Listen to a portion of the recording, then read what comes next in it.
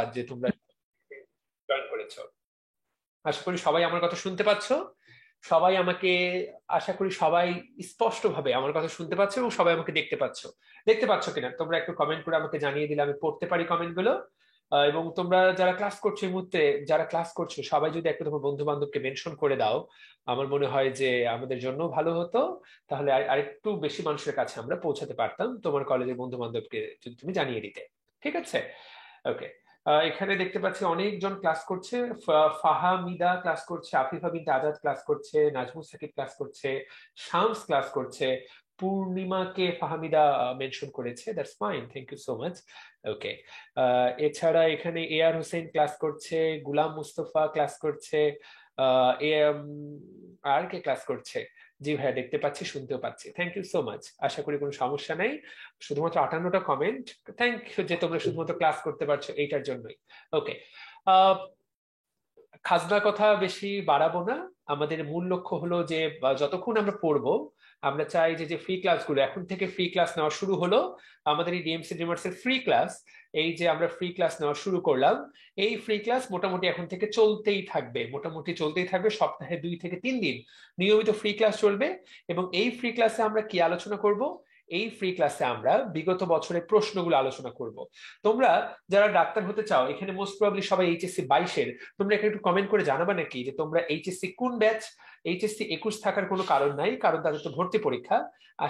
কারণ তাদের তো এইচএসসি পরীক্ষা, আশা করছি বেশিরভাগই এইচএসসি 22।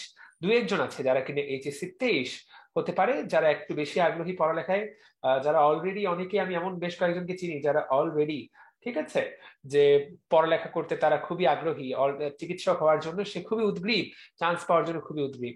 একটু কমেন্ট করে জানাবা নাকি যে কে কে কোন ব্যাচে। যেমন আমি নিজেরটা জানাতে পারি, আমি নিজে এইচএসসি 2012, আমি নিজে এইচএসসি 2012, এবং 2012 সালে আমি এইচএসসি পরীক্ষার্থী ছিলাম। এবং সেই 2012 সালেই আমি মেডিকেল ভর্তি পরীক্ষায় অংশ নেই, এবং মেডিকেল ভর্তি পরীক্ষায় অংশ নিয়ে আমি ঢাকা মেডিকেল কলেজে চান্স পাই। ওই বছর আমি জাতীয় মেধায় 5ম হয়েছিলাম। সারা দেশের মধ্যে আমার অবস্থান ছিল 5ম। এরপর থেকে 5 বছর আমি ঢাকা মেডিকেল পড়ালেখা করেছি। তোমরা কোন ব্যাচ আমি একটু তোমাদেরটা জানতে চাই। এখানে তাহমিদ, বাপরে বাপ, বেশিরভাগই এইচএসসি 23, বলো কি?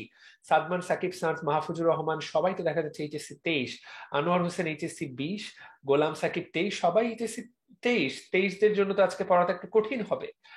বাপরে বাপ। Wow, Mostafa Kamal HSC 22। আমি চাইবো যে তোমরা আমাকে অল্প, আমাদেরকে ডিএমসি ডিমার্স এর সাথে আমরা কখনোই ফ্রি ক্লাসগুলো 1 ঘন্টার বেশি নিব না। এর বেশি ক্লাস করা খুবই কঠিন। এই 1টা ঘন্টা যারা আমাদের ক্লাসটা মনোযোগ দিয়ে করবে, যার মনের সাথে সংযোগটা থাকবে, সে কিন্তু এই ক্লাস থেকে অনেক কিছু শিখতে পারবে। এবং আমাদের আজকের ক্লাসের লক্ষ্যটা কি? আমাদের আজকের ক্লাসের লক্ষ্য যে কি ধরনের প্রশ্ন আসে মেডিকেলে। 1 নম্বর হলো প্রশ্নের ধরন বোঝা, আর 2 নম্বর কাজ হবে আমরা যে প্রশ্নটা, যে টপিকটা থেকে এসেছে সেই টপিকটা পড়ে ফেলা।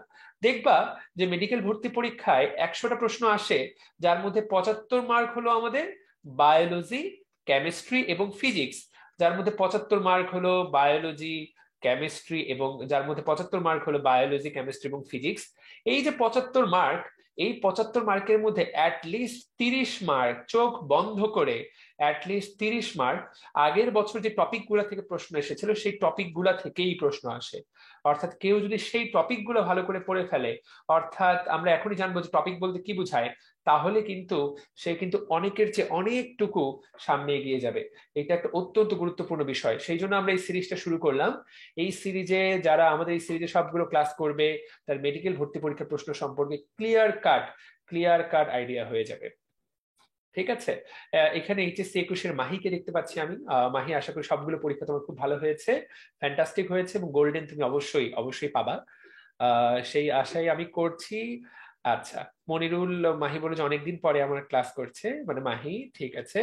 ওকে, মিতু বলেছে ভাইয়া জুম লিংক পাওয়া যাবে কিনা? আজকে কোনো জুম লিংক নাই, আজকের ক্লাসটা আমরা ফেসবুক লাইভে করবো, আমাদের পেজে। ঠিক আছে, ওকে। সো চলো কথা না বাড়িয়ে আমরা পড়া শুরু করব। আমরা বিগত বছরের মেডিকেল ভর্তি পরীক্ষার প্রশ্নগুলো দেখব। আমাদের লক্ষ্যটা থাকবে, আগে প্রশ্নটা আমি তোমাদেরকে দেখাবো, প্রশ্নটা আমি তোমাদেরকে পড়ে শোনাবো, উত্তর দিবা তোমরা। এখানে যারা এইচএসসি 23 তারা তো কিছুই পারবে না, তারা আজকের জন্য দুধ ভাত, তাদের তাদের কাছ থেকে আমি কোনো উত্তর আশা করছি না। কিন্তু যারা এইচএসসি 22 বা যদি কি এইচএসসি 21 ক্লাস করে থাকো, তাদের কাছ থেকে আমি উত্তর আশা করছি, তারা উত্তরটা দিবা। তারপর তোমাদের সাথে আমি পরবর্তীতে আমার উত্তরটা বলে দিব, এবং তারপর আমি ব্যাখ্যাটা জানিয়ে দিব যে এই প্রশ্নটার কি ব্যাখ্যা, কেন এই ঘটনাটা। ঠিক আছে? তো তাহলে এইটাই থাকলো কথা। আমি প্রথম প্রশ্নটা দেখাবো। ঠিক আছে। আহ বলছে sir GK English question analysis করবেন কখন? এই যে কোশ্চেন অ্যানালাইসিস শুরু হলো, এবং এরপরই আমরা অ্যানালাইসিস করবো। এই মুহূর্তে যতজন ক্লাস করছো, তাহলে চলো কথা না বাড়িয়ে প্রথম প্রশ্নটা শুরু করা যাক। চলো, সৃষ্টিকর্তার নাম নিয়ে একদম প্রথম প্রশ্ন। দেখো, এই প্রশ্নটা এসেছিল মেডিকেল ভর্তি পরীক্ষা 2008-09। তাকায় দেখো, 2009-10, অর্থাৎ আমি যে বছর চান্স পেয়েছিলাম তারও 2-3 বছর আগে। কিন্তু এই ধরনের প্রশ্ন কিন্তু রেগুলার বেসিসে পরীক্ষায় রিপিট হয়। নিচের কোনটি স্ত্রী গ্যামিটোফাইটের অংশ নয়? তার মানে এই প্রশ্নটা এসেছে, আমরা কিন্তু আজকে উদ্ভিদ বিজ্ঞান নিয়ে আলোচনা করব। সো উদ্ভিদ বিজ্ঞান নিয়ে আজকে আমাদের আলোচনায় আমরা আজকে প্রথম প্রশ্নটা দেখব, নিচের কোনটি স্ত্রী গ্যামিটোফাইটের অংশ নয়। সো এই প্রশ্নের উত্তর করতে হলে তোমাকে জানতে হবে স্ত্রী গ্যামিটোফাইট কি এবং তার কি কি অংশ। তারপরে তুমি বলতে পারবা যে কোনটা এটার অংশ, কোনটা এটার অংশ নয়। সহকারী কোষ, প্রতিপাদক কোষ, ডিম্বাণু, নাকি গর্ভযন্ত্র। তাহলে স্ত্রী গ্যামিটোফাইটের অংশ নয় কোনটি? দেখি কে আমাকে উত্তরটা দিতে পারে।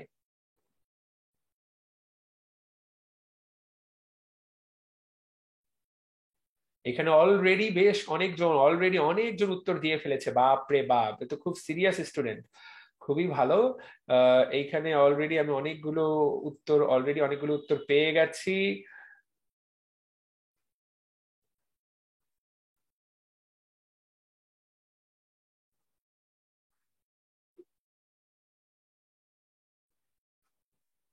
কারা কারা উত্তর দিচ্ছে এখানে? নাজমুস সাকিব, জান্নাতুল আলম, কেউ থেমে নেই। কেউ থেমে নেই কেমন নাম, বাপ মা এটা কেমন নাম রাখলো, কেউ থেমে নেই।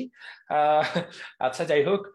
কেউ থেমে নেই। নাজমুস সাকিব বলেছে ডি, আব্দুল কুদ্দুস বলেছে ডি, কেউ থেমে নেই বলেছে এ। দেখো, অলরেডি যত মত তত পথ।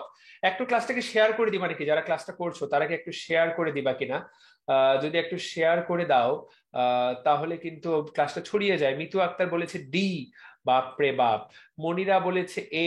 সুমি আক্তার বলেছে ভাইয়া ডি হবে। জান্নাতুল ফেরদৌস, জিনিয়া জিনিয়া বলেছে এ হবে। আচ্ছা, এক একজন এক একটা বলতেছে। আহ, আহ, কার্ডটাকে ঠিক ধরবো। ঠিক আছে, মনিরুল হক বলেছে ডি, মানে মাহি বলেছে ডি, রাতুল বলেছে এ, মাহফুজুর রহমান। সো মোটামুটি খেলা কিন্তু জমে উঠেছে। খেলা কিন্তু মোটামুটি বেশ। তাহলে স্ত্রী গ্যামিটোফাইটের অংশ নয় কোনটি এবং এই গ্যামিটোফাইটের অংশ নয় কোনটির এই প্রশ্নের খেলায় দেখা যাচ্ছে যে দুইটা গ্রুপে ভাগ হয়ে গেছে। একদল বলেছে উত্তর হলো সহকারী কোষ, একদল বলেছে উত্তর হলো গর্ভযন্ত্র। খেলা আর বেশিক্ষণ চালাবো না। এখানে দেখতে পাচ্ছি আসমা আক্তার, মিনফা, আনোয়ার হোসেন, দেলোয়ার হোসেন, সবাই বলেছে ডি হবে উত্তর। সবাই বলতেছে উত্তর হবে ডি। খুবই মজার।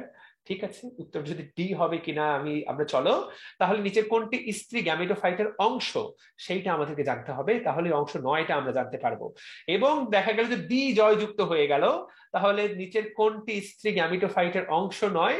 অংশ নয় হলো আমাদের গর্ভযন্ত্র, হলো স্ত্রী গ্যামিটোফাইটের অংশ নয়। এই প্রশ্নটাই কিন্তু মেডিকেল ভর্তি পরীক্ষায় এসেছিল। তাহলে এইটা পারার জন্য আমাদের উদ্ভিদের প্রজনন চ্যাপ্টারটা খুব ভালো করে পড়া থাকতে হবে। তো উদ্ভিদের প্রজনন কিন্তু আমাদের ইউটিউবে ফ্রি ক্লাসও দেওয়া আছে। কেউ যদি এই চ্যাপ্টারটার উপরে আসলেই ভালো পড়ালেখা করতে চাও, আমাদের ইউটিউব চ্যানেলে ফ্রি ক্লাসটা করে নিতে পারো। উদ্ভিদের প্রজননটা খুব ভালো মতো পড়তে হবে। তো আমি তোমাকে তো পুরো ক্লাসটা আর পড়াই দিতে পারবো না। এই প্রশ্নটা তোমাদেরকে আমি চলো পড়িয়ে দিই। স্ত্রী গ্যামিটোফাইটের অংশগুলা কি কি? তাকায় দেখো, স্ত্রী গ্যামিটোফাইটের অংশগুলো কি কি? স্ত্রী গ্যামিটোফাইটের অংশসমূহ। সো স্ত্রী গ্যামিটোফাইটের অংশ হলো আমাদের সবার প্রিয় ডিম্বাণু। ডিম্বাণুর সাথে দুইটা থাকে সাহায্যকারী বা সহকারী কোষ, আর হলো সেকেন্ডারি নিউক্লিয়াস। তবে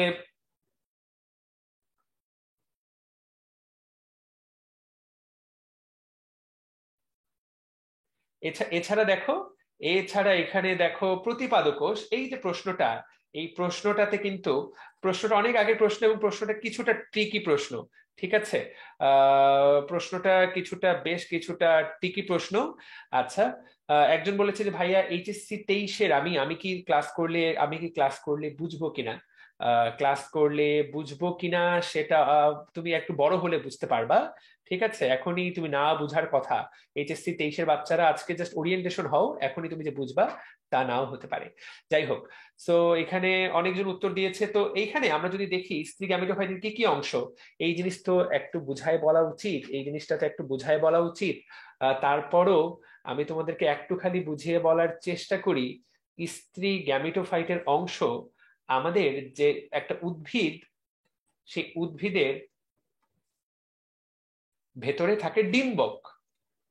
এই ডিম্বকটাই কিন্তু পরবর্তীতে বীজ হয়ে যায়। আমরা যে ফল খাই, মনে করো আমি যে আম খাই, তারপর কাঁঠাল খাই, কাঁঠালের ভিতরে যে বীজ, সেই বীজটা কিন্তু ছোট্টবেলায় নিষেকের পূর্বে ডিম্বক অবস্থায় ছিল।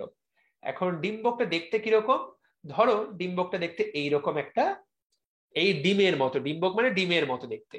এই ডিম্বকের ভেতরে একটা বিশেষ ধরনের এই ডিম্বকের ভেতরে এই ভ্রূণথলি থাকে, এবং এই ভ্রূণথলির মধ্যে থাকে হলো আমাদের ডিম্বাণু। তার দুই পাশে থাকে সহকারী কোষ, মাঝখানে থাকে সেকেন্ডারি নিউক্লিয়াস। এগুলো বোঝা খুবই কঠিন যারা এইচএসসি 23। তুমি জাস্ট আইডিয়া নাও যে বইয়ের কোন জায়গাতে কিভাবে প্রশ্নটা আসে। আর এই পাশে থাকে হলো প্রতিপাদ কোষ।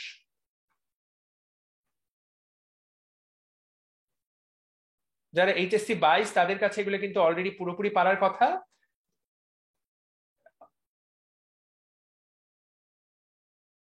আর এগুলোকে বলে সহকারী কোষ। So, এই যে পুরা জিনিসটা, এই পুরা জিনিসটাকে বলা হয় ভ্রূণ থলি। এই পুরো জিনিসটাকে বলা হয় ভ্রূণথলি। এই ভ্রূণথলির যে কোষগুলা, এই ভ্রূণথলির কোষগুলাকে, এই যে ভ্রূণথলির কোষগুলা, এই ভ্রূণথলির কোষগুলাকে বলা হয় মূলত স্ত্রী গ্যামিটোফাইটের অংশ। এবং এই যে স্ত্রী গ্যামিটোফাইটের অংশ আমরা দেখতে পাচ্ছি, তাহলে এখানে এই ভ্রূণথলির কোষগুলা, ডিম্বাণু, সিনার্জিড, সেকেন্ডারি নিউক্লিয়াস, প্রতিপাদক কোষ, এইগুলা কিন্তু স্ত্রী গ্যামিটোফাইটের অংশ হিসেবে কাজ করে। এই টপিকটা থেকেই প্রশ্নটা এসেছে। সো এখানে গর্ভযন্ত্র উত্তর দেওয়া যেতে পারে, ডিম্বাণু যন্ত্র বা গর্ভযন্ত্র, এই উত্তরটা দেওয়া যেতে পারে, আমরা সেটাকে উত্তর দিতে পারি। এই প্রশ্ন অনেক আগে এসেছিল। তো এটা কিন্তু বইয়ের পুরোপুরি একটা লাইন থেকে এই প্রশ্নটা এসেছে। তুমি চাইলে সেই লাইনটা, উদ্ভিদ প্রজনন চ্যাপ্টারটা খুললেই তুমি সেই লাইনটা কিন্তু খুঁজে পাবা। তো যারা এইচএসসি 23 তারা কিন্তু হতোদ্যম হয়ে পড়তে পারে যে ভাই এগুলো তো আমি বুঝছি না। ঠিক আছে, নাও বুঝতে পারে, কিন্তু এইচএসসি 22-এর বাচ্চারা এইগুলা থেকেই প্রশ্ন আসে, বইটা ভালো করে ঠিক আছে পড়লেই হয়। ওকে, সো এইখানে এই মুহূর্তে দেখতে পাচ্ছি, তাহলে পরের প্রশ্নটাতে আমরা চলে যাই। আমরা দেখো এইটাকে বলতে পারবে ক্লোরোফিলের সাহায্যে সূর্যের আলো ব্যবহার করে এডিপি থেকে এটিপি তৈরি করার প্রক্রিয়াকে কি বলে। এটা খুবই কমন প্রশ্ন, এর চেয়ে ইম্পর্টেন্ট প্রশ্ন আর হতে পারে না। খুবই খুবই খুবই কমন প্রশ্ন, প্রচন্ড প্রচন্ড প্রচন্ড ইম্পর্টেন্ট। দেখি এইটা কে উত্তর করতে পারে। ওয়াও, আব্দুল কুদ্দুস, সুমি আক্তার, সাইদ আহমদ, সাদমান সাকিব শামস, এরা সবাই কিভাবে উত্তর করতে পারছে আমি জানি না। তোমরা এত ছোট মানুষ, এটা কিন্তু এসএসসি তেও ছিল। এরা কিন্তু অনেকে এইচএসসি 23-এর। তাহলে এটিপি তৈরি করার প্রক্রিয়াটার নাম কি? এডিপি থেকে এটিপি তৈরি করার প্রক্রিয়াটাকে কি বলা হয়? এই প্রক্রিয়া আমাদেরকে মুখস্থ করতে, এই নামটা আমাদেরকে অবশ্যই জানতে হবে, মুখস্থ করার কিছু নাই। এখানে অলরেডি বেশ কয়েকজন আরো কমেন্ট করছে, নাজমুস সাকিব, মিথিলা আক্তার জেরি, নুসরাত এইরিন, দেলওয়ার হোসেন। ভেরি গুড, সবাই সবাই চমক চমক ক্লাস করতে এসেছে। আসমা আক্তার, মিমফা, রাতুল সবাই কিন্তু ঠিক উত্তরটা দিয়েছে, আর সময় নষ্ট করা ঠিক হবে না। তাহলে এটিপি তৈরি করার প্রক্রিয়াকে বলা হয় ফটোফসফোরাইলেশন। দেখো ভাইয়ারা, এখানে কিন্তু দুইটা শব্দ দেওয়া আছে, একটা হলো ফটো আর একটা হলো ফসফোরাইলেশন। আমাদেরকে মনে রাখতে হবে যে কোনো কিছুর সাথে, আমরা কোনো কিছুর সাথে, মনে করো আমার নাম ধরো, ডাকনাম ধরো আমার নাম সজীব। আমি যদি সজীবের সাথে ফসফেটকে যুক্ত করে দেই, তাহলে আমার নাম হয়ে যাবে সজীব ফসফেট। তাহলে কোনো কিছুর সাথে ফসফেট যুক্ত করার এই যে প্রক্রিয়া, এই প্রক্রিয়াটাকে বলা হয় ফসফোরাইলেশন। যে কোনো কিছুর সাথে ফসফেট যুক্ত করাকে বলা হয় ফসফোরাইলেশন। এখন এই ঘটনাটাই যখন আলোর উপস্থিতিতে হবে, যখন সূর্যের আলো এই জায়গায় দরকার হবে, যখন সূর্যের আলোর উপস্থিতিতে কোনো ফসফোরাইলেশন ঘটে, তখন সেটাকে বলা হয় ফটোফসফোরাইলেশন। এবং সূর্যের আলোর উপস্থিতিতে যেহেতু এডিপি সাথে আরেকটা ফসফেট যুক্ত হয়, সেখান থেকে তৈরি হয় এটিপি, সেই জন্য আমরা এইটাকে বলবো হলো ফটোফসফোরাইলেশন। সূর্যের আলোর উপস্থিতিতে এডিপি থেকে এটিপি তৈরি করার প্রক্রিয়াকে বলা হয় ফটোফসফোরাইলেশন। আমরা যদি এই কথাটা মনে রাখি, তাহলে ফটোফসফোরাইলেশন কাকে বলে, এডিপি থেকে এটিপি তৈরি করা, অবশ্যই অবশ্যই এই লাইনটা বলতে হবে যে সেখানে কি ব্যবহার করতে হবে, সূর্যের আলো ব্যবহার করতে হবে। এইটাই কিন্তু গত বছরের আগের বছরের ডেন্টাল ভর্তি পরীক্ষায় এই প্রশ্নটাই এসেছিল। সো কেউ যদি জাস্ট বিগত বছর প্রশ্নগুলো একটু বুঝে বুঝে পড়ে, তাহলেই কিন্তু তার অনেকটুকু আইডিয়া হয়ে যায়। তাকায় দেখো, ফটোফসফোরিলেশনের দিন শেষে কি উৎপন্ন হবে, এটিপি উৎপন্ন হবে। কোথা থেকে এটিপি উৎপন্ন হবে, এডিপি থেকে, দেখতে পাচ্ছ? তাহলে এডিপির মধ্যে ফসফেট কয়টা, এখানে ছবির দিকে তাকায় দেখো, এডিপির মধ্যে 2টা ফসফেট, তার সাথে আরেকটা কি লাগাই দিলাম, আরেকটা ফসফেট লাগাই দিলাম, এবং লাগাই দিয়ে দেখো কি হয়ে গেল, 3টা ফসফেট।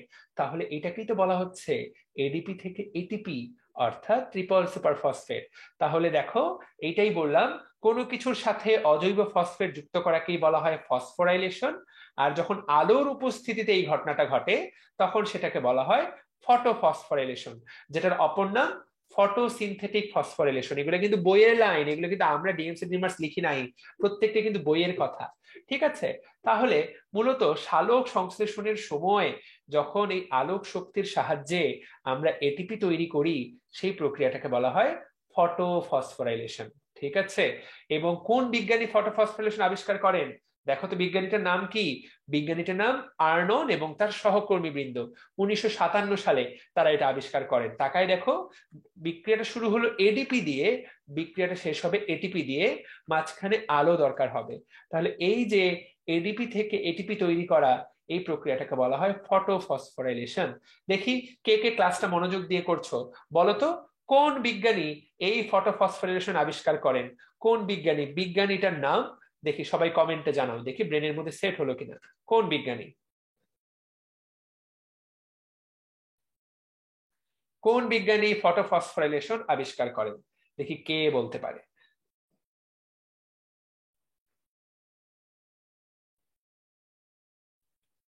খুবই ভালো, এখানে অনেকেই বলছে তাদের বুঝতে অসুবিধা হচ্ছে না। একজন কমেন্ট করেছে ল্যাপটপ থেকে ডিএমসি ড্রিমার্স অ্যাপে, ল্যাপটপ থেকে ডিএমসি ড্রিমার্স অ্যাপে জয়েন করা যায় কিনা? অবশ্যই যায়, একটা সফটওয়্যার নামাতে হয়, ব্লু স্টেক সফটওয়্যার, সেটা নামালেই জয়েন করা যায়। ঠিক আছে? তো আমি এখানে কমেন্ট দেখতে পাচ্ছি, Nazmus Sakib, Atikullah Atik, Fahmida Rupa, Ratul, Umme Jamil, fantastic. Afrin Akter, Happy, Happy Khan, এত কঠিন কঠিন নাম। ফাহিম ফয়সাল জাকি, ওয়াও, তুমি তো খুব ভালো ক্লাস করছো, তুমি তো খুব মনোযোগ দিয়ে লাইভ ক্লাস করছো। ঠিক আছে, তোমরা কি আমাদের ডিএমসি ডিমার্স অ্যাপটা ডাউনলোড করেছো কিনা, আর আমাদের যে গ্রুপটা আছে সেই গ্রুপটাতে জয়েন করেছো কিনা? নিজেও জয়েন করো, বন্ধু বান্ধবকে জয়েন করতে বলো। দেখবা যে এখানে কাজের জিনিসপত্র পোস্ট করা হয়, কাজের কথাবার্তা বলা হয়। রাজ আহমেদ, সুমি আক্তার, লাবণী, ফ্যান্টাস্টিক, সঞ্জু, রাকিবুল হাসান, খুবই ভালো। থ্যাংক ইউ যে তোমরা সবাই জয়েন করেছো। তাহলে দেখো, আমরা কিন্তু সবাই পেরে গেলাম ইনশাল্লাহ। তাহলে এটা পরীক্ষা যদি কখনো আসে, ফটোফসফোরেশন কাকে বলে, এই জিনিস কিন্তু ভুল হবে না। অনেকেই কিন্তু বলতে পারে না, তোমরা তোমরা আশা করি বলতে পারবা। ঠিক আছে? একটু বন্ধু বান্ধবকে বলো না ক্লাসে জয়েন করতে, অনেকের সাথে ক্লাস করতে কিন্তু অনেক বেশি মজা। ঠিক আছে?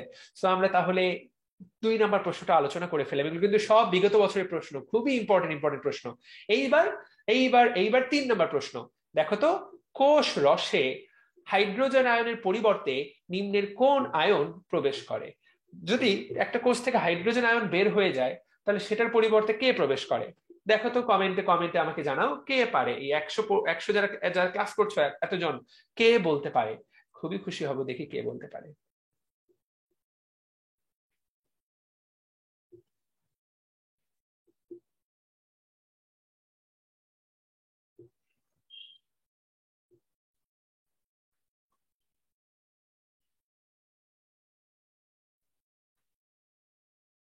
সো আমরা এখানে দেখতে পাচ্ছি যে কমেন্টে আমরা দেখতে পাচ্ছি যে কারা কারা কমেন্ট করেছে। এইখানে দেখতে পাচ্ছি সবাই ফ্যান্টাস্টিক। রাজ চৌধুরী, রাজ চক্রবর্তী খুবই ভালো, এবং সাবাস। অনেকেই, আসমা আক্তার এক একজন এক একটা বলছে। জিনিয়া জান্নাতুল ফেরদৌস জিনিয়া, ওয়াও। এবং সুমি আক্তার, অনেকেই কিন্তু ঠিক উত্তরটা দিচ্ছে। অনেকেই বলেছে এ, অনেকেই বলেছে ডি, অনেকেই বলেছে পটাশিয়াম আয়ন, আলাদা করে বলেছে, এক একজন এক একটা বলছে। সবাই ভালো বলছো। Ashikur Rahman, Happy Khan, Ahsan Abi, fantastic, very good. Afifa Binte Azad, thank you so much. তাহলে দেখো, হাইড্রোজেন আয়নের পরিবর্তে আমাদেরকে মনে রাখতে হবে এইটা কোন আয়নের পরিবর্তে কে প্রবেশ করে। এইটা মনে রাখার জন্য আমরা একটা সূত্র ব্যবহার করতে পারি। এই সূত্রটাকে বলা হয় আই ফর অ্যান আই, অর্থাৎ চোখের বিনিময়ে চোখ। এর অর্থটা কি? যদি পজিটিভ আয়ন বের হয়ে যায়, তার বিপরীতে পজিটিভ আয়নই প্রবেশ করবে। যদি নেগেটিভ আয়ন বের হয়ে যায়, তাহলে তার বিপরীতে নেগেটিভ আয়নই প্রবেশ করবে। ধরো একটা কোষ, আমরা যদি একটা কোষের ছবি আঁকি, ধরো এটা একটা কোষ, ঠিক আছে। এই কোষ থেকে হাইড্রোজেন আয়ন বের হয়ে গেল। তাহলে এই হাইড্রোজেন আয়নের অভাব পূরণ করতে কে প্রবেশ করবে? একজন নেগেটিভ আয়ন না, কিন্তু আরেকটা পজিটিভ আয়ন, পটাশিয়াম আয়ন। তাহলে এখান থেকে একটা চার্জ কমে গেল, কিন্তু ভেতর থেকে একটা চার্জ এসে, বাইরে থেকে একটা চার্জ এসে কিন্তু সেটাকে পূরণ করে দিল। আলটিমেট রেজাল্ট কিন্তু হবে 0। একইভাবে যদি হাইড্রোক্সিল আয়ন বের হয়ে যায়, তাহলে কিন্তু সেখানে প্রবেশ করবে ক্লোরাইড আয়ন। সো এইটা কিন্তু মনে রাখাটা খুবই গুরুত্বপূর্ণ। পরীক্ষা কিন্তু এই তথ্যটা থেকে অলরেডি, এটা কিন্তু বিগত বছরের প্রশ্ন।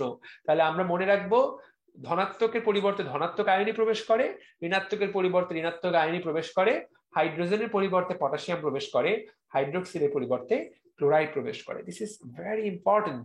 এবং দেখো এখানে সুন্দর করে সেই কথাটাই কিন্তু বলা আছে। দেখো, তাহলে আমাদের উত্তর হলো ডি। এবং উদ্ভিদের যখন খনিজ লবণ পরিশোষণ হয়, তুমি একটু তাকায় দেখো, তাহলে হাইড্রোজেন বাইরে চলে যায়। এই হাইড্রোজেন যখন বাইরে যায়, তার পরিবর্তে কে প্রবেশ করে? Potassium ion. একইভাবে আমরা দেখতে পাচ্ছি যখন হাইড্রোক্সিল আয়ন বের হয়ে যায়, তার পরিবর্তে প্রবেশ করে ক্লোরাইড আয়ন। পরীক্ষায় কিন্তু এই টপিক থেকে প্রশ্ন আসলে এই 2 লাইন থেকেই প্রশ্ন আসবে, এবং তোমাকে কিন্তু এটা পারতে হবে। This is very important. আশা করি ঠিক আছে, আশা করি তোমরা এটা সবাই পারবা। এখানে একজন আরবি নাম, ও নামটা পড়ার যোগ্যতা বা ক্ষমতা কোনোটাই আমার নাই। জের জবর পেশ দেওয়া ছাড়া আরবি আমি পড়তে পারি না। কিন্তু সে যাই হোক, সে এখানে কমেন্ট করেছে 17 মাইনাস নিয়ে মেডিকেলে টিকার গল্প কি কারো আছে? ছোট্ট বাবু, ছোট্ট ছোট ভাইটা, আহ দরকার নাই 17 মাইনাস নিয়ে। আর যাই হোক, মেডিকেলের টিকা অসম্ভব না হলেও অসম্ভব কঠিন। সো এই অসম্ভব কঠিন জিনিসটা সম্ভব করা খুব একটা মানে এই জিনিসের সম্ভাবনা খুবই কম। সো আমি পরামর্শ দিব যে মেডিকেলেই পড়তে হবে, ব্যাপারটা এমন না।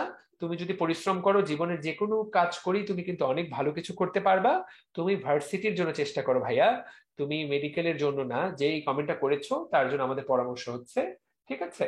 সো তাহলে আমরা এইটুকু মনে রাখার চেষ্টা করব, I for N I. So fantastic. তাহলে আশা করি সবাই এই প্রশ্নটা উত্তর করতে পারবো। তাহলে দেখো, বিগত বছর প্রশ্নগুলো কিন্তু খুব কঠিন আসে না। এমন না যে মেডিকেল ভর্তি পরীক্ষার প্রশ্ন খুবই কঠিন হয়, মোটামুটি একটা স্ট্যান্ডার্ড প্রশ্ন হয়। আর আমাদের, তোমাদের ডিএমসি ডিমার্স এর এই আমরা যে ক্লাসটা নিচ্ছি, এই যে ক্লাসের মনে করে পিডিএফ গুলো তোমাদের দেখতে কেমন, তোমাদের দেখতে ভালো লাগছে কিনা? আমাদের কিন্তু লেকচার নোট আমরা তৈরি করে ফেলেছি পুরোপুরি এইচএসসি 21-এর যারা ভর্তি হচ্ছে আমাদের ব্যাচে, তাদের জন্য অসাধারণ। আমরা নাম দিয়েছি ড্রিম নোটস।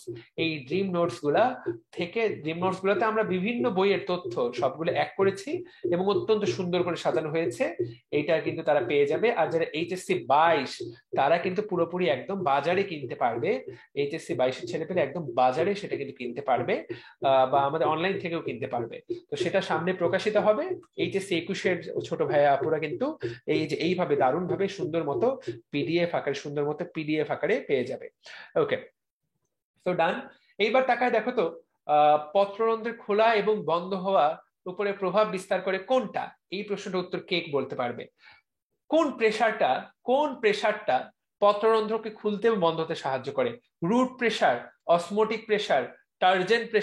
Saxon pressure. এই বিষয়ে যারা শুধু জানে তারাই আসলে বলতে পারবে, যারা কখনো জানে না তারা এই জিনিস থেকে কখনোই বলতে পারার কোনো কারণ নাই। এই জিনিস বলা অতটা সহজ না, তারা এটা বলতে পারবে বলে আমি বিশ্বাস করি না। কিন্তু দেখি কে কে তারপরে এইচএসসি 22-এর কারা কারা এটা উত্তর করতে পারে।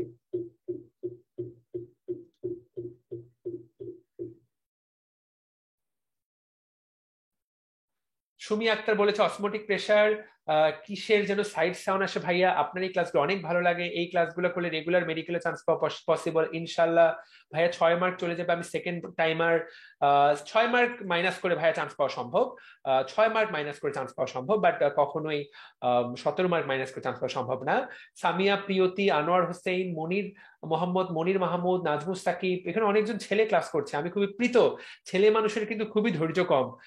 এই বাচ্চারা যে ক্লাস করছে তার মানে এরা আসলেই পড়ালেখার জন্য খুবই ডেডিকেটেড। ঠিক আছে। মিথিলা, ফারজানা, মৌ, রাজ চৌধুরী, জান্নাতুল ফেরদৌস, লাবণী, পূর্ণিমা দাস, আব্দুল কুদ্দুস, সাদমান সাকিব, আশিকুর রহমান লিমন, ফ্যান্টাস্টিক। সঞ্জিদা মিয়াজি সঞ্জু বলেছে যে ভাইয়া 5 মার্ক মাইনাস করে কি ডিএমসি চান্স পাওয়া সম্ভব? অবশ্যই অবশ্যই সম্ভব। এখানে ফ্যান্টাস্টিক সবাই কিন্তু। রায়হান বলেছে এই চ্যাপ্টারটার পড়া নাই, বাকিরা সবাই কিন্তু খুব ভালো উত্তর করেছে। ভাইয়া স্যার এইচএসসি 23-এর ক্লাস শুরু করবেন কবে? সবগুলোই আমরা জানুয়ারি মাসে নতুন নতুন কোর্স চলে আসবে। এইচএসসি 22-এর জন্য কোর্স আসবে আলাদা, এবং এইচএসসি 23-এর জন্য আসবে হলো basic course, basic to advance. এটা এটা এইচএসসি 23-এর জন্য এই কোর্সটা আসতে যাচ্ছে, বেসিক টু অ্যাডভান্স। আর এইচএসসি 22-এর জন্য ওদের হাতে কিন্তু খুব একটা সময় নাই, ওদের জন্য কোর্স আসতে যাচ্ছে ফাইনাল টাচ। ওদের এখানে ফাইনাল টাচ দেওয়ার সময় এখন, এখন আর কিন্তু ডিটেল, এখন কিন্তু আর একদম বেসিক টু অ্যাডভান্স করার টাইম নেই। সো এই দুইটা কোর্সের সামনের মাসে শুরু হতে যাচ্ছে। তার আগে আমাদের অ্যাডমিশন কোর্স শুরু হবে ডিসেম্বর মাসের শেষ সপ্তাহে। তো এই প্রশ্ন অনেকজন খুব ভালো উত্তর দিয়েছে, আমি খুবই সুন্দর। রাকিবুল, আফিফা বিনতে আজাদ, এখানে কিন্তু অনেকজন উত্তর দিয়েছে। 9.2 মাইনাস হলে সম্ভব কিনা? খুবই কঠিন, 9.2 মাইনাস হলে আসলে খুবই কঠিন। কাগজে কলমে সম্ভব, গণিতের বলে সম্ভব, বাস্তবতায় বাস্তবতায় একটু আসলে কঠিনই হবে। আমার কাছে যদি সত্য কথাটা শুনতে চাও, বাস্তবতা একটু কঠিন হবে। তাহলে যারা যারা উত্তর দিয়েছো সবাই ঠিক উত্তর দিয়েছো। পত্ররন্ধ্র খোলা এবং বন্ধের উপর নির্ভর করে কোন প্রেশারটা? Osmotic pressure. এই কথাটা ব্রেনের মধ্যে সেট করে ফেলতে পারো যারা আজকে এইচএসসি 23-এর বাচ্চারা। একটা প্রেশার আছে যার নাম হলো অসমোটিক প্রেশার। এই অসমোটিক প্রেশারের অপর নাম হলো, আমি তোমাদেরকে বাংলাটাও লিখে দিচ্ছি, অসমোটিক প্রেশার। এই প্রেশারের কারণেই উদ্ভিদের পত্ররন্ধ্র খোলা এবং বন্ধ হয়। এই অসমোটিক প্রেশার, এটার একটা বাংলা নাম আছে, এটার বাংলা নাম হলো অভিস্রবণিক চাপ। এই নামটা কিন্তু তোমরা সবাই জানো, অভিস্রবণ। এসএসসি তে কিন্তু এটা ছিল অভিস্রবণিক চাপ। তাহলে এই যে অভিস্রবণিক চাপ, অসমোটিক প্রেশার, এই অভিস্রবণিক চাপের জন্যই কিন্তু পত্ররন্ধ্র খোলা হয় এবং বন্ধ হয়। এটা খুবই কমন টপিক এই পত্ররন্ধ্র মেডিকেল ভর্তি পরীক্ষার জন্য, পুরো মেডিকেল ভর্তি পরীক্ষার জন্য। আফিফা বিনতে আজাদের নাম আমি বললাম, ও বেশ কয়েকবার কমেন্ট করেছে। এই পত্ররন্ধ্র খোলা এবং বন্ধ হওয়া মেডিকেল ভর্তি পরীক্ষার জন্য 10 স্টার ইম্পর্টেন্ট টপিক। এবং শুধু এটা মেডিকেল ভর্তি পরীক্ষা না, দুনিয়ার যত পরীক্ষা আছে, তুমি ধরো বায়োলজি অলিম্পিয়াডে অংশ নিচ্ছ, তুমি যেই কোনো জায়গায়, যে কোনো বায়োলজি অলিম্পিয়াডে তুমি যদি অংশ নাও, তাহলে তুমি কিন্তু এই পত্ররন্ধ্র খোলা এবং বন্ধ হওয়া, পত্ররন্ধ্র রিলেটেড প্রশ্ন তুমি সেখানে কিন্তু পাবা। সো তাহলে মনে রাখতে হবে যে এই পত্ররন্ধ্র খোলা এবং বন্ধ হওয়ার উপরে কোন প্রেশারটা, এটার সাথে জড়িত কোন প্রেশারটা আমাদেরকে মনে রাখতে হবে যে এইখানে অসমোটিক প্রেশার। এই অসমোটিক প্রেশার কথাটা আমাদেরকে অবশ্যই অবশ্যই অবশ্যই মনে রাখার চেষ্টা করতে হবে।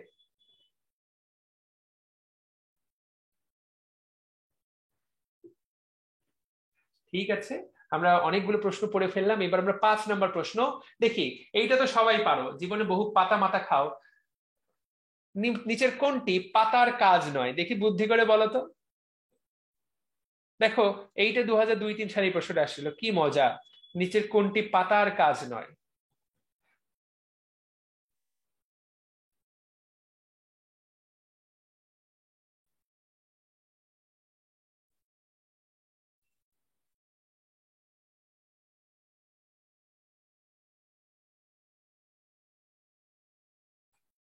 ওকে, আমরা এখানে অনেকজনকে উত্তর দিতে দেখছি, আমি এখানে অনেকজনকে উত্তর দিতে দেখছি।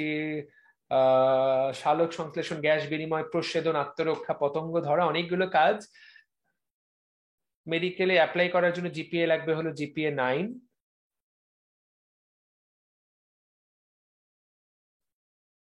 আমরা এখানে দেখতে পাচ্ছি যে অনেকজন ঠিক উত্তর দিয়েছে। ইপ্তি, মিষ্টি মেঘলা, তারপরে আরাফাত হোসেন, রিফাত, আশিকুর রহমান লিমন, সাইফ মোহাম্মদ ইসাক। এরকম ভাবে লাইভ ক্লাস নিলে মাঝে মাঝে নিজেকে মনে হয় যে আমি রেডিও স্টেশনে কাজ করি এবং নিজেকে রেডিও জকি মনে হয়। স্টুডেন্ট সবার সাথে কথা বলা অনেক নিজেকে রেডিও জকির মতোই আসলে মনে হয়। সে যাই হোক, ভালোই লাগে তোমাদের নামগুলো পড়তে, তোমাদের সাথে যোগাযোগ করতে, কানেক্ট করতে। যাদের নাম বলি তারা আবার কমেন্ট করতে, কমেন্ট করে। আব্দুল কুদ্দুস, সামিয়া প্রিয়তি, ফ্যান্টাস্টিক। সবাই কিন্তু আসলে পেরেছো। নিচের কোনটি পাতার কাজ নয়? পরীক্ষা যদি এই প্রশ্নটা আসে তুমি কি উত্তর করবা? তুমি উত্তর করবা হলো, আমরা দেখতে পাচ্ছি সবাই কিন্তু ঠিক উত্তর দিয়েছে। কি সুন্দর একটা পাতা দেখতে পাচ্ছ। সো এখানে আমরা দেখতে পাচ্ছি যে পাতার কাজ নয়, এটা পারার জন্য খুব বেশি পণ্ডিত হওয়া দরকার নাই। পাতার কাজ নয় হলো আমাদের খাদ্য হজম করা। খাদ্য হজম করা কিন্তু ভাইয়া পাতার কাজ না। উদ্ভিদ এমন খাই বা কি যেটা সে হজম করতে, হজম করা দরকার পড়ে। মনে রাখতে হবে যে উদ্ভিদের আসলে আমাদের যে হজম প্রক্রিয়া, উদ্ভিদের কিন্তু এই ধরনের কোনো হজম প্রক্রিয়া, উদ্ভিদের কিন্তু এই ধরনের কোনো হজম প্রক্রিয়া নাই। হজম বলে কোনো বিষয় নাই। উদ্ভিদ কিন্তু হজম করেই না। ঠিক আছে, উদ্ভিদের হজম করার দরকারই পড়ে না। কারণ উদ্ভিদ খায়টা কি? উদ্ভিদের মূল খাবার হলো পানি, এবং উদ্ভিদের মূল খাবার হলো লবণ। তো এই পানি এবং লবণ, মনে রাখবা, এই পানি এবং লবণের কিন্তু কোনো ধরনের হজম লাগে না। মানুষ হিসেবে যে আমরা পানি খাই, পানি কিন্তু কোনো হজম হওয়ার দরকার পড়ে না। মানুষ হিসেবে যে আমরা লবণ খাই, লবণেরও কিন্তু কোনো ধরনের হজম হওয়ার দরকার পড়ে না। তার মানে উদ্ভিদের শরীরে কিন্তু হজমের কোনো ব্যাপারই নাই। সেই জন্য মনে রাখতে হবে উদ্ভিদদেরকে কিন্তু হজমের সমস্যার জন্য, বদ হজমের সমস্যার জন্য তুমি কখনোই দেখবা না বদ হজমের সমস্যার জন্য একটা উদ্ভিদ একজন ডাক্তারের চেম্বারের সামনে ভিড় করতেছে। এমনটা তুমি কখনোই দেখবা না। কারণ ভাই উদ্ভিদের শরীরে হজম প্রক্রিয়াটাই তো নাই। যেখানে হজম প্রক্রিয়াটাই নাই, সেখানে বদ হজমের সমস্যা হওয়ার সম্ভাবনাও কত পার্সেন্ট? পুরাপুরি 0%। তাহলে উদ্ভিদের কিন্তু হজম প্রক্রিয়াই নাই। তার মানে খাবার হজম করার বিষয়টা এই জায়গায় আসলে নাই, নাই। তো এইটা আমরা মনে রাখার চেষ্টা করবো, ঠিক আছে। রুমন ইসলাম বলেছে মেডিকেল এক্সাম ফুল সিলেবাসে হওয়ার পসিবিলিটি আছে কিনা? বাংলাদেশ সবসময় মনে রাখবা, বাংলাদেশে সবকিছুই সব সময় হওয়ার পসিবিলিটি আছে। তো অবশ্যই ফুল সিলেবাসে হওয়ার পসিবিলিটি আছে, কিন্তু কোনো গ্যারান্টি নাই এখন পর্যন্ত। আহ, এখন পর্যন্ত কোনো গ্যারান্টি নাই, ঠিক আছে। ওকে। আনিকা জান্নাত বলেছে যে ফুল সিলেবাসেই হবে, তুমি কনফার্ম থাকো। কনফার্ম থাকতে পারবা না বাবু, কনফার্ম থাকার সম্ভাবনা কম। তারপর ফুল সিলেবাসে হলে আমরা ফুল সিলেবাসে পড়াবো, ঠিক আছে। ভাইয়া এই ক্লাস থেকে আপনার ইউটিউব চ্যানেলে পাবো? আমরা সিদ্ধান্ত নিব ক্লাস শেষ করে যে ইউটিউব চ্যানেলে আপলোড করা হবে নাকি হবে না। ঠিক আছে। ভাইয়া আজকে অনেক ভাইয়া বলছে এক্সাম ফুল সিলেবাসে হবে, ভাইয়া এইটা নিয়ে কিছু বলেন। কোনো ভাইয়ার কথাতেই বিশ্বাস করা দরকার নাই, এমনকি আমার কথাতেও বিশ্বাস করা দরকার নাই। ভাইয়ারা এই বিষয়ে সিদ্ধান্ত দিবে না। এই বিষয়ে সিদ্ধান্ত দিবে বাংলাদেশের স্বাস্থ্য মন্ত্রণালয়, স্বাস্থ্য মন্ত্রণালয়ের স্বাস্থ্য শিক্ষা অধিদপ্তর। সো আমাদের যে স্বাস্থ্য শিক্ষা অধিদপ্তর, সেই স্বাস্থ্য শিক্ষা বিভাগ আমাদের এই বিষয়ে সিদ্ধান্তটা দিবে, ঠিক আছে। তো আমরা তাহলে, ওকে, তাহলে আমরা জেনে গেলাম। এইবার পাতার কাজ, তাহলে পাতার কাজ কি কি?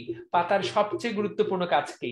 পাতার সবচেয়ে গুরুত্বপূর্ণ কাজ হলো আমাদের কিন্তু পাতাটা কি করে? গ্যাস বিনিময় করে, তাই না? বাতাস থেকে অক্সিজেনটা নিয়ে নেয়, বা কার্বন ডাই অক্সাইডটা নিয়ে নেয়, বাতাসে অক্সিজেন ছেড়ে দেয়। আবার আবার কি করে দেখো, শ্বসনে সাহায্য করে, প্রস্বেদনে সাহায্য করে, তাই কিনা? এছাড়া কি করে? এছাড়া পাতার ঊর্ধ্বতক অভ্যন্তরীণ টিস্যুকে রক্ষা করে এবং পানির অপচয় রোধ করে। এই কাজগুলো দেওয়া আছে। এটা যে খুব গুরুত্বপূর্ণ প্রশ্ন তা না, কিন্তু এই ধরনের সিম্পল প্রশ্ন কিন্তু ভর্তি পরীক্ষায় আসে, যেটা সিম্পল কমন সেন্স ব্যবহার করলেই তুমি উত্তর করতে পারবা। এইবারকার প্রশ্নটা দেখি তো, কে বলতে পারবে? এইটা আমার খুবই প্রিয় প্রশ্ন। দেখো 10 স্টার দিয়ে দিলাম, এইটা কিন্তু আসবেই, ভবিষ্যতে অনেকবার আসবে। এইটা এসএসসি এইচএসসি কিচ্ছু না, বাকি জীবনের জন্য সবাই এটা শিখে নাও। জ্যান্থোফিলের বর্ণ কি? ভাইরা আমার দেখি কে বলতে পারে জ্যান্থোফিলের বর্ণ কি?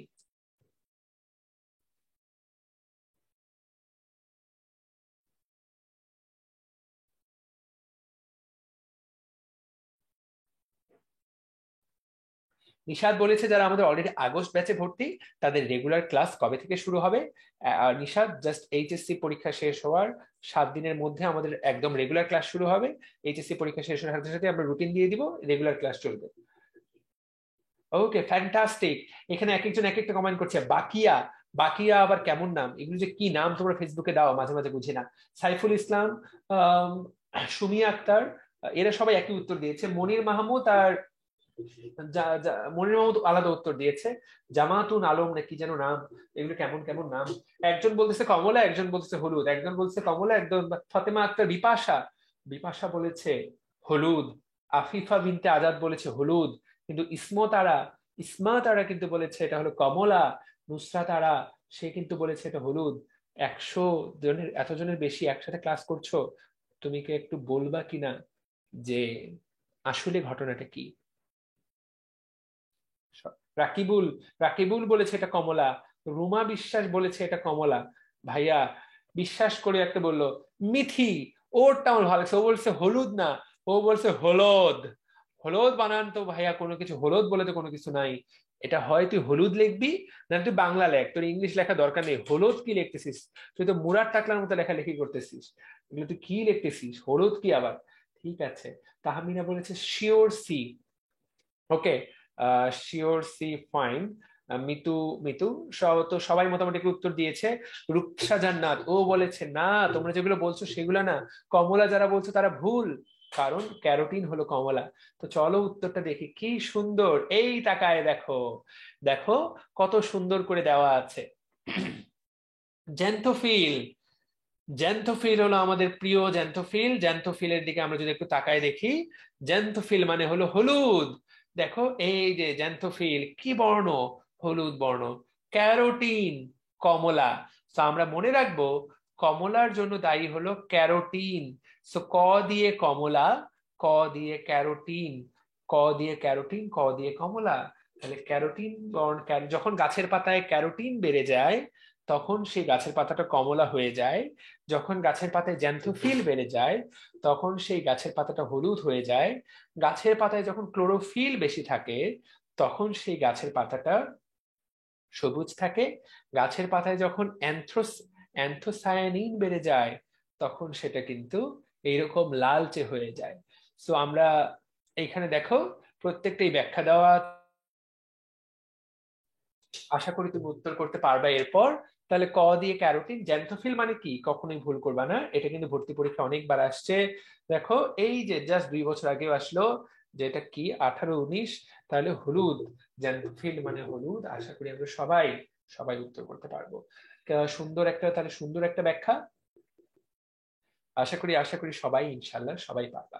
তাহলে 6টা প্রশ্নের পড়া কিন্তু হয়ে গেল, সাথে সাথে টপিকটাও হয়ে গেল। তো এইবার দেখি তো, তাহলে আবার দেখি তো, ক দিয়ে ক্যারোটিন, ক দিয়ে কমলা, জ্যান্থোফিল হলো হলুদ। ঠিক আছে, ঠিক আছে, এইভাবে মনে রাখতে পারো যে হলুদ রং আর জ্যান্থোফিলের আমরা মনে রাখতে পারি হজ, মুসলমানরা হজ করতে যায়, তাহলে হলুদ হলো তোমার জ্যান্থোফিল, সেটা মনে রাখতে পারো। তারপর দেখো ফাইকোসায়ানিন। ভাইয়ারা একটা জিনিস খেয়াল করো, ফাইকোসায়ানিন, নিন মানে কি? নিন মানে এটা মনে রাখবো নীল, ফাইকোসায়ানিল। এইখানে আরেকটা দেখো ফাইকো ইরিথ্রিন। ইরিথ্রো কথাটা যেখানেই পাবা, ইরিথ্র মানে হলো লাল। তুমি এরিথ্র মানে হলো লাল। যারা এটা জানো না তাদেরকে জানিয়ে দেই, যেখানে এরিথ্র কথাটা পাবা, ইরিথ্র, যেখানে ইরিথ্র কথাটা পাবা মনে রাখবা যে ইরিথ্র মানে হলো লাল। এবং আমাদের যে শরীরে লাল রক্তকোষ বা রেড ব্লাড সেল বা আরবিসি, এই যে আরবিসি, আরবিসি কিন্তু এরিথ্রোযুক্ত। ঠিক আছে, দ্যাট মিনস এরিথ্রোসাইট। এটা সেজন্য এই আরবিসি কে বলা হয় এরিথ্রোসাইট। এরিথ্রো মানেই হলো লাল। তো যেখানে ইরিথ্র কথাটা পাবা বুঝবা সেটা হলো লাল বুঝাচ্ছে। তো আর নীল যদি কোথাও পাও, নীল কথাটা পেলে বুঝবা নীল বুঝাচ্ছে। কিন্তু ভাইয়া ফাইকোসায়ানিনটা হলো নীল, কিন্তু তুমি যদি তাকায় দেখো অ্যান্থোসায়ানিন, সেইটা কিন্তু লাল। তো নীল থাকলেই যে নীল হবে তা না, সামনে ফাইকো কথাটা থাকতে হবে, ফাইকোসায়া। ফাইকোসায়ানিন মানে হলো নীল, অ্যান্থোসায়ানিন মানে কিন্তু লাল। কি সুন্দর ছবি দেওয়া দেখো। তাহলে তোমরা কিন্তু সবাই বলতে পারবা এইটাতে ক্লোরোফিল বেশি, এইটাতে জ্যান্থোফিল বেশি, এইটাতে ক্যারোটিন বেশি, এইটাতে হয় অ্যান্থোসায়ানিন বেশি, না হলে ফাইকোএরিথ্রিন বেশি, যে কোনো কারণেই কিন্তু এটা লাল হতে পারে। So that's the beautiful thing. Sumi Akter কিন্তু অলরেডি একটা ব্যাচ অর্জন করে নিয়েছে, নাম্বার 1 ব্যাচ। ভাইয়া প্লিজ বলেন এইচএসসি 23-এর ক্লাস কবে থেকে শুরু হবে? জামান্তুন, জামান্তুন কেমন নাম, জামান্তুন, জানুয়ারি থেকে শুরু হবে এইচএসসি 23-এর জন্য নতুন ব্যাচ। জানুয়ারি 23-এ শুরু হচ্ছে, তার আগে আগামী কিছুদিন ফ্রি ক্লাস অনুষ্ঠিত হবে। তোমরা একটু বেশি বেশি করে তোমার বন্ধু বান্ধবকে বলো যে ডিএমসি ইউনিভার্সিটির ক্লাসের মান ভালো, এখানে যাতে তোমরা ক্লাস করো, আমাদের ইউটিউব চ্যানেলের ক্লাসগুলো যাতে তোমরা অন্ততপক্ষে করো। সো ডান। এইবার আমরা আরেকটা প্রশ্ন শিখবো, নিচের কোনটি আয়রন সালফার প্রোটিন? সো আমরা যদি প্রত্যেকদিন ছোট্ট ছোট্ট করে লাইভ ক্লাস নেই, যেখানে আমরা প্রতিদিন মনে করো 10টা করে এমসিকিউ সলভ করব, প্রতিদিন কেউ যদি 10টা করে টপিক প্র্যাকটিস করে, আমরা যদি সপ্তাহে এরকম 3 দিন 30টা টপিক পড়ি, তাহলে কিন্তু 3 মাস পরে আমাদের কিন্তু তাহলে সপ্তাহে যদি আমরা 30টা টপিক পড়ি, তাহলে মাসে আমাদের পড়া হচ্ছে 120টা টপিক। 3 মাস পরে কিন্তু 350 টপিকের উপরে যে কোনো স্টুডেন্ট আমাদের কি হয়ে যাবে, পুরোপুরি বস হয়ে যাবে। তো 350 টপিক যে পড়বে, তো আমরা রেগুলার ক্লাস এটা চালু রাখবো, প্রতিদিন আমরা 10টা করে প্রশ্নের এই ছোট্ট ক্লাসটা আমরা সপ্তাহে 3 দিন করে আলোচনা করব। প্রতিদিন হবে না, প্রতিদিন থাকলে স্টুডেন্ট আগ্রহ হারিয়ে ফেলবে। সপ্তাহে 3 দিন করে আমরা 10টা করে এমসিকিউ আলোচনা করব। আজকের কিন্তু 6টা হয়ে গেল। দেখো 6টা কিন্তু তুমি অলরেডি বেশ কিছু টপিক শিখে গেলা, তাই না? ঠিক আছে। আচ্ছা, এখানে ভাইয়া এইচএসসি 22-এর জন্য কোনো কোর্স বা কিছু আছে? হ্যাঁ কামরুজ্জামান, বললাম তো এইচএসসি 22-এর জন্য কোর্স, আমরা নতুন কোর্স লঞ্চ করব, যেটা হলো শুধুমাত্র এইচএসসি 22-কে ফোকাস করে। আর আপনার অ্যাপের ক্লাসগুলো করলে কি এনাফ হবে? এনাফ। অ্যাপে যারা বলছে ডিএমসি ডিমার্স অ্যাপের ক্লাসগুলো করলে এনাফ কিনা, 100% এনাফ। এর বাইরে তো কোনো প্রশ্নই নাই, এর বাইরে 100% পড়ানো হয়েছে অ্যাপে, 100% পড়ানো আছে মেডিকেল ভর্তি পরীক্ষার জন্য যা যা লাগবে। ঠিক আছে, এই প্রশ্নটাতে চলে যাই, এইটার উত্তর করো, নিচের কোনটা আয়রন সালফার প্রোটিন? আমাকে এই প্রশ্নের উত্তর দাও তোমরা, কোনটা আয়রন সালফার প্রোটিন? দেখি, এইটা বলো।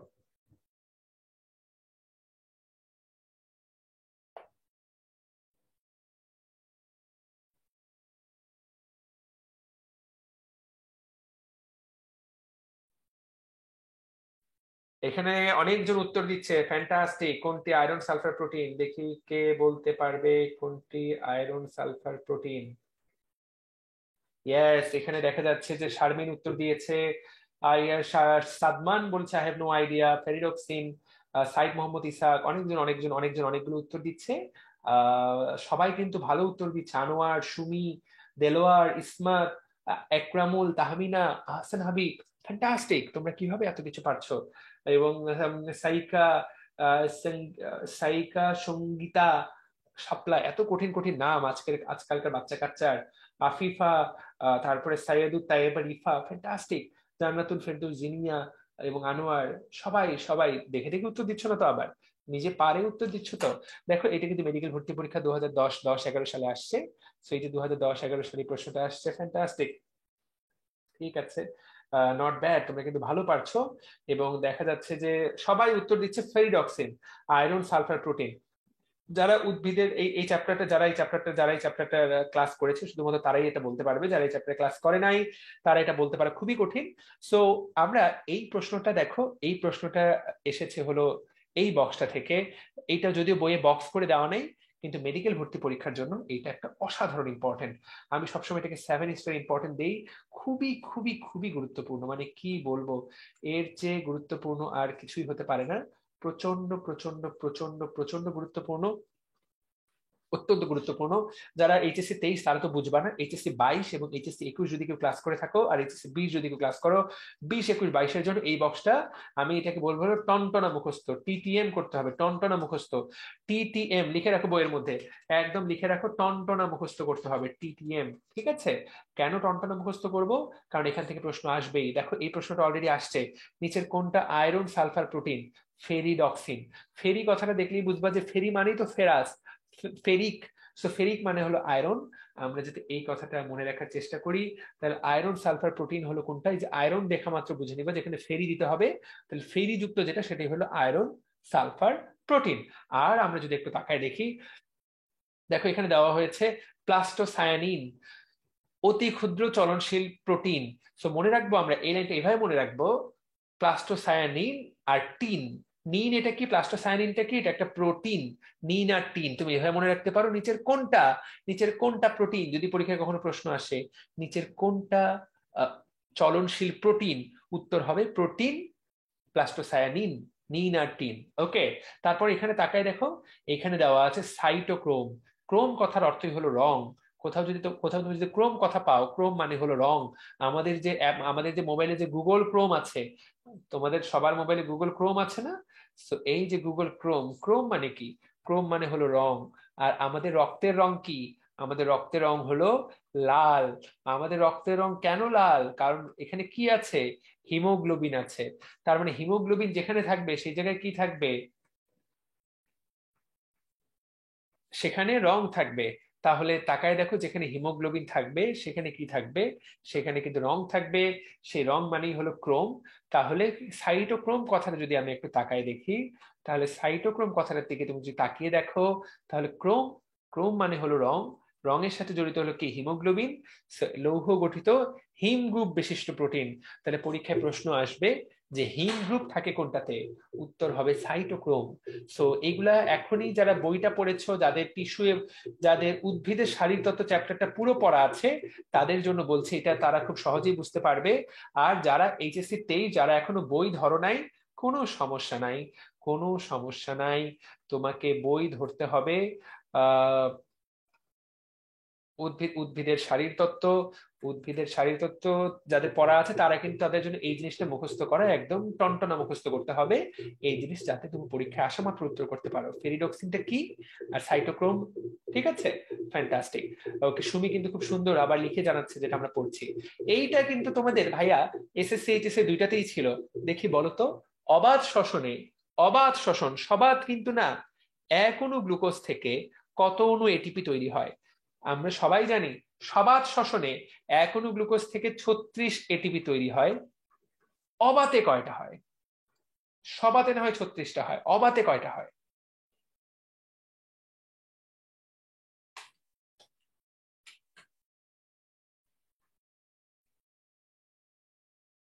ওয়াও, এখানে কিন্তু অনেকজন উত্তর করছে। হুমায়রা হুমা, রুমা বিশ্বাস, তাসমিন আক্তার রিমু, সাদমান, ওয়াও কিভাবে পারছে, মরিয়ম, তারপরে একরামুল হক, গোলাম সাকলাইন, অনি, অপর্ণা, সারিকা বোধহয় একটু ভুল করলো, জিয়াউল হক ঠিক আছে, হ্যাপি, মুমতাহিনা একটু ভুল, মুমতাহিনা ঠিক হয়েছে, ফ্যান্টাস্টিক, সাইফুল ঠিক আছে, সাদিয়াতু তাইবা রিফা, সাইদ মোহাম্মদ ইসহাক, ইসরাত জাহান নিশি, তাসনিম, স্পন্দনা, সবাই পেরেছে, বাহ। জাহাঙ্গীর আলম, ইপ্তি, ফাহমিদা, আব্দুল কুদ্দুস, জিনিয়া, আতিকুল্লাহ আতিক, ওয়াও, এতজন মানে খুবই দারুণ, খুবই খুবই ভালো ভাইয়ারা, ফ্যান্টাস্টিক যে তোমরা সবাই খুবই ভালো উত্তর করতে পারছো। তাহলে অবাধ শ্বসনে এক অণু গ্লুকোজ থেকে আমরা দেখতে পাচ্ছি, অবাধ শ্বসনে এক অণু গ্লুকোজ থেকে কয় অণু এটিপি তৈরি হয়? 2 অণু এটিপি তৈরি হয়। এইটা আমরা সবাই জানি। সবাধ শ্বসনে তাহলে 36 অণু, অবাধ শ্বসনে হলো 2 অণু। এবং এইটা, এখানে যদি ফটোসিনথেসিসের ছবি দিয়েছি আমরা, কিন্তু এই যে তাকায় দেখো, তাহলে পরীক্ষায় দেখো এখানে বলা হয়েছে যার মোট এটিপি, এই যে উত্তর হলো আমাদের ডি, 2টি তৈরি হয়। অবাধ শ্বসনে মোট যদিও 4টি এটিপি তৈরি হয়, কিন্তু 2টা যেহেতু গ্লাইকোলাইসিস ধাপে ব্যবহৃত হয়ে যায়, তাহলে মোট আলটিমেটলি এটিপি পাওয়া যায় অ্যাকচুয়ালি 2টা। সো আসলে অবাধ শ্বসনে নিট এটিপি আসলে 2টি। সো অবাধ শ্বসনের 2টি, তাহলে অবাধ শ্বসনে নিট এটিপি কয়টা? অবাধ শ্বসনে নিট এটিপি হলো আমাদের 2টা। সো এই 2টা এটিপি দিয়েই কিন্তু অবাধ শোষণ আমাদের শক্তি, অবাধ শোষণে সেজন্য শক্তি কম। ফলে ব্যাকটেরিয়া গুলার কিন্তু মানুষের মতো এত শক্তি নাই। ঠিক আছে, ব্যাকটেরিয়া গুলার কিন্তু মানুষের মতো শক্তি নেই, কারণ ব্যাকটেরিয়া গুলা অবাধ শোষণ পদ্ধতিতে খাওয়া দাওয়া চলাচল করে, এদের কিন্তু অতটা আসলে শক্তি নাই। ওকে, ঠিক আছে। আর তাকায় দেখো, এখানে বলা হয়েছে সবাধ শোষণে 40 অণু এটিপি উৎপন্ন হয়, যার মধ্যে 2টা ব্যয়িত হয়, টিকে থাকে 38। সো এই 38 সংখ্যাটা কিন্তু দুই একটা আমাদের আবুল হাসান স্যারের বই চেঞ্জ করা হয়েছে। মনে রাখতে হবে যে আমাদের আসলে সবাদ শ্বসনে আমরা মনে রাখবো 36, যদিও এখানে 38 বলা আছে, যদি অপশনে 36 থাকে মনে রাখতে হবে যে উত্তর হবে 36। আমরা যাতে এই কথাটা মনে রাখার চেষ্টা করি। আমরা আর দুইটা, আজকে আজকে আর মাত্র 2টা পড়বো। একটা হলো এইটা, অবাধ শোষণ সম্পর্কে আরেকটা প্রশ্ন, যে এটিপি তৈরি হয় আর কি তৈরি হয়? দেখি বলতো, অবাধ শোষণে গ্লুকোজ থেকে আর কি কি তৈরি হয়? কে বলতে অবাধ শ্বসনে আর কি কি তৈরি হয়?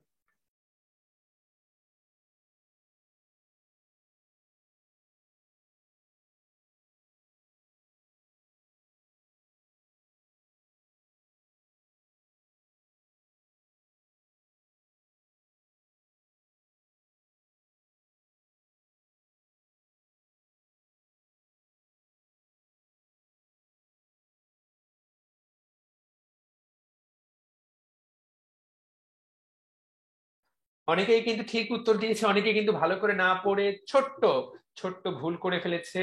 যারা একটু ভালো করে পড়তে হবে, অপশনগুলো অপশনগুলো ভালো করে পড়তে হবে, এবং অপশনগুলো কিন্তু ভালো মতো পড়তে হবে, এবং ভালো মতো পড়ে তারপর উত্তর করতে হবে। ফ্যান্টাস্টিক।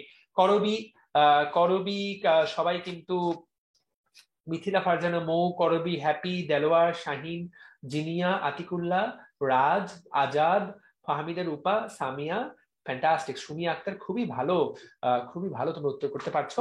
অবাধ শ্বসনে গ্লুকোজ থেকে কি কি উৎপন্ন হয়? ভাইরা আমার, কার্বন ডাই অক্সাইড এবং ইথাইল অ্যালকোহল। খুবই ভালো। তো অবাধ শ্বসন সম্পর্কে, অবাধ শ্বসনের বিক্রিয়াটা আমি লিখে দিচ্ছি।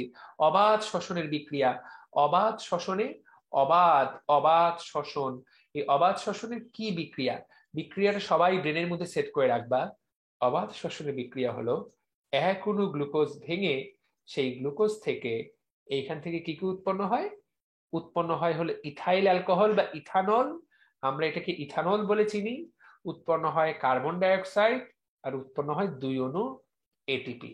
সো ভাইয়ারা আমার, এই হলো আমাদের ইথানল, কার্বন ডাই অক্সাইড এবং দুই অণু এটিপি। তাহলে ইথানল, কার্বন ডাই অক্সাইড এবং দুই অণু এটিপি, এই তিনটা তথ্য তুমি যদি ব্রেনের মধ্যে নিয়ে নাও, দেখো একই টপিক থেকে কিন্তু 2 বছর প্রশ্ন আসলো। ঠিক আছে, তুমি তাকায় দেখো, অনেকেই কিন্তু ডি নাম্বার উত্তর করছো, যেটা কিনা ভুল, যেটাতে কিন্তু পানি দেওয়া আছে। অবাধ শোষণে কিন্তু কোনো পানি উৎপন্ন হয় না, উৎপন্ন হয় কার্বন ডাই অক্সাইড এবং ইথাইল অ্যালকোহল। সো এই দেখো, একই টপিক থেকে, তাহলে একই অবাধ শোষণ থেকে দেখো 14-15 সালেও প্রশ্ন আসলো, টপিক থেকে যে প্রশ্ন আসে সেটি আমরা প্রমাণ দিচ্ছি। এবং একই জায়গা থেকে তাকায় দেখো 16-17 সালেও প্রশ্ন আসলো। তাহলে দেখো, জাস্ট 2 বছরের ব্যবধানে একই টপিক থেকে প্রশ্ন রিপিট হলো। আমরা এটা বারবার করে বলি যে যখনই টপিক থেকে থাকবে তখনই সেখান থেকে কিন্তু প্রশ্ন রিপিট হয়। এই মুহূর্তে অসাধারণ, অনেকজন ক্লাস করছো, ফ্যান্টাস্টিক। ওকে, সো এইবার শেষ কথা, আমরা আজকের দিনের শেষ প্রশ্নটা আলোচনা করব। এরপর আমরা মোটামুটি আজকের মতো ক্ষান্ত দিব, আবার নেক্সট ক্লাস হবে কালকে, আগামীকাল কিন্তু আবার ক্লাস হবে। আমরা কিন্তু এই যে শুরু করলাম, এটা একটা সিরিজ থেকে যাবে। আমরা চেষ্টা করব যতগুলো এরকম দারুণ দারুণ টপিক আছে সবগুলো টপিক পড়ে ফেলার। এবং এই সিরিজে আজকে আমরা বোটানি পড়লাম, নেক্সট দিন আমরা প্রাণী বিজ্ঞান পড়বো, জুলজি, আবার পরের দিন আবার বোটানি পড়বো। 10টা করে টপিক, এই টপিকগুলো সুন্দর করে সিরিয়ালি দেওয়া থাকবে। তোমার কিন্তু জানা হয়ে যাবে, তুমি যদি ক্লাসটা করো তোমার কিন্তু টপিকটা পুরোপুরি জানা হয়ে যাবে। তাহলে অবাধ শোষণে কি কি উৎপন্ন হয়? অবাধ শোষণে আমাদের কিন্তু ইথাইল অ্যালকোহল এবং কার্বন ডাই অক্সাইড উৎপন্ন হয়। এইটা কিন্তু আমরা আবার শিখলাম। লাস্ট প্রশ্ন, আজকের দিনের একদম শেষ কথা, কোন জাতীয়, এইখানে দুটো অপশন বোধহয় চলে গেছে আমাদের। নিচের কোন জীবে আদিকোষ থাকে? নিচের কোন জীবে আদিকোষ থাকে? দেখো আমি অপশনগুলো দিয়ে দিচ্ছি, আমি তোমাদেরকে দুটো অপশন লিখে দিচ্ছি কোন কোন জীবে আদিকোষ থাকে। আরেকটা হলো শৈবাল,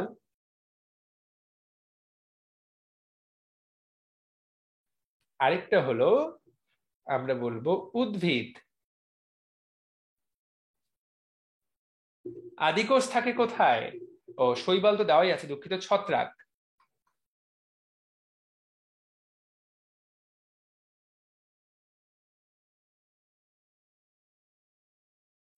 তাহলে এই যে চারটার মধ্যে আদিকোষ কার? উদ্ভিদের বদলে সেই জায়গায় আমরা দিব হলো ভাইরাস। দেখি এইবার উত্তর করো তো, আদিকোষ থাকে কোথায়? এইবার উত্তর করো।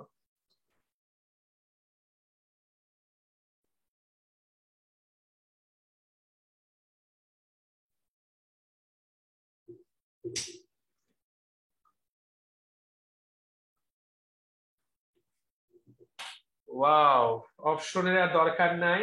ঠিক আছে, অনেকেই বলতেছে যে অপশনের আর দরকার নাই, তাহলে তোমরা কিন্তু আহ বুদ্ধিমান বাচ্চা কাচ্চা, যে আদিকোষ থাকে কথায় মনে রাখতে হবে। আদিকোষ, আদিকোষ মানেই ব্যাকটেরিয়া। দুনিয়াতে একটাই আদিকোষ আছে, বাকি জীবনের জন্য মনে রাখবো আমরা দুনিয়াতে একটাই আদিকোষ আছে, সেই হলো আমাদের এই প্রিয় আদিকোষ, এই হলো ব্যাকটেরিয়া। দুনিয়াতে পৃথিবীতে একমাত্র আদিকোষী জীব হলো আমাদের কারা? আমাদের এই ব্যাকটেরিয়া গুলা। এই ব্যাকটেরিয়া গুলো হলো আদিকোষী। এবং আদিকোষী এবং প্রকৃতকোষী ব্যাকটেরিয়ার মধ্যে, আদিকোষী এবং প্রকৃতকোষের মধ্যে কি পার্থক্য? আদিকোষে কিন্তু শুধুমাত্র শুধুমাত্র রাইবোজোম থাকে, আর প্রকৃতকোষে রাইবোজোম ছাড়াও বাকি অঙ্গাণুগুলো থাকে। আদিকোষে নিউক্লিয়াসে শুধুমাত্র এবং শুধুমাত্র ডিএনএটা থাকে, কিন্তু বাকি নিউক্লিয়াসের কোনো কিছুই থাকে না।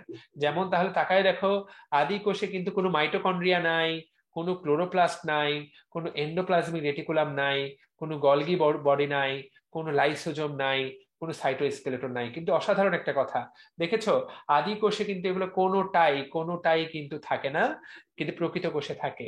আর লাস্ট কথা, আজকের দিনে যেটা লাস্ট শেখাবো সেটা হলো আমাদের নিউক্লিয়াসে, আমাদের যে মানুষের নিউক্লিয়াস, প্রকৃত কোষে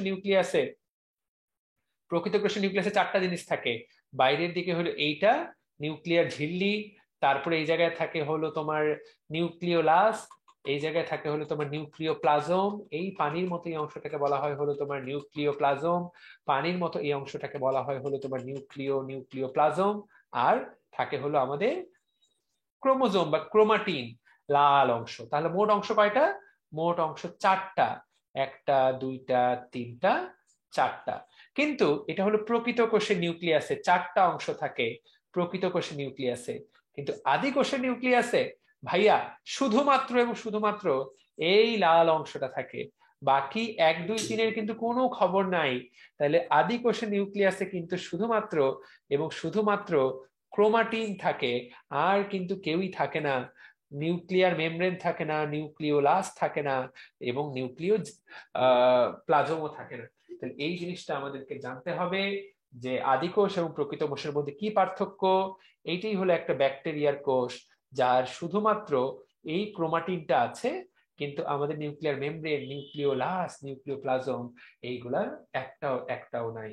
সো তোমরা কিন্তু অনেকজন ক্লাসটা করলা, এবং এই মুহূর্তে প্রায় তোমরা আহ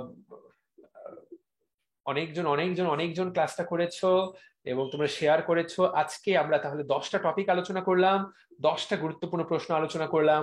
নিচের কোনটি আদিকোষ, আমরা যদি ঘাটাঘাট একবার রিক্যাপ করি, এটা আলোচনা করা হলো অবাধ শ্বসন সম্পর্কে 2টা প্রশ্ন। অবাধ শ্বসনে কি উৎপন্ন হয় এবং অবাধ শ্বসন থেকে কত অণুশক্তি উৎপন্ন হয়, আমরা এই টপিকটা আলোচনা করেছি।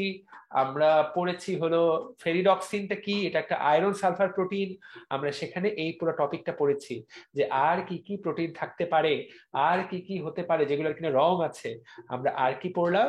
আমরা পড়লাম কোনটার কি কালার, জ্যান্থোফিল দিয়ে কি বোঝায়, ক্যারোটিন দিয়ে কি বোঝায়, ফাইকোসায়ানিন, অ্যান্থোসায়ানিন কোনটা দ্বারা কি বোঝায়। আমরা আর কি পড়েছি? আমরা পড়লাম পাতার কাজ কি, একদম সহজ একটা প্রশ্ন। আমরা তার আগে পড়েছি পত্ররন্ধ্র খোলা বন্ধ হয় কোন কোষের ভূমিকা আছে, কোন প্রেসারে, অসমোটিক প্রেসার। ঠিক আছে। আমরা আর কি পড়েছি? আমরা পড়েছি হলো হাইড্রোজেন আয়নের পরিবর্তে আই ফরেন আই, হাইড্রোজেনের পরিবর্তে কে প্রবেশ করে? হাইড্রোজেনের পরিবর্তে প্রবেশ করে পটাশিয়াম, আর হাইড্রোক্সিলের পরিবর্তে প্রবেশ করে ক্লোরিন। এগুলো কিন্তু আমরা পড়েছি। আর আমরা পড়েছিলাম ফটোফসফোরিলেশন কাকে বলে, এইটা পড়েছিলাম। কোনো কিছুর সাথে ফসফেট যুক্ত করা কি বলে? ফসফোরিলেশন। সেটা যদি আলোর উপস্থিতিতে ঘটে। ঠিক আছে। আর আমরা পড়েছি একদম শুরুতে স্ত্রী গ্যামেটোফাইটের অংশ নয়। এই হলো আজকের দিনে প্রথম টপিক আলোচনা। আমাদের ক্লাস হবে 5টা 45-এ, আগামীকালও 5টা 45-এ ক্লাস হবে। তোমরা প্রস্তুত থেকো ইনশাআল্লাহ। এবং ডিএমসি ড্রিমার্স এর টিচার প্যানেলে ফ্যান্টাস্টিক সব টিচার যুক্ত হচ্ছে। ঢাকা মেডিকেল কলেজের খুব দুর্দান্ত বড় ভাইয়েরা, তারাও ক্লাস নিবে। তোমরা তোমাদের বন্ধু বান্ধবকে বলে রেখো আমাদের ডিএমসি ড্রিমার্স অ্যাপের সাথে যুক্ত থাকো।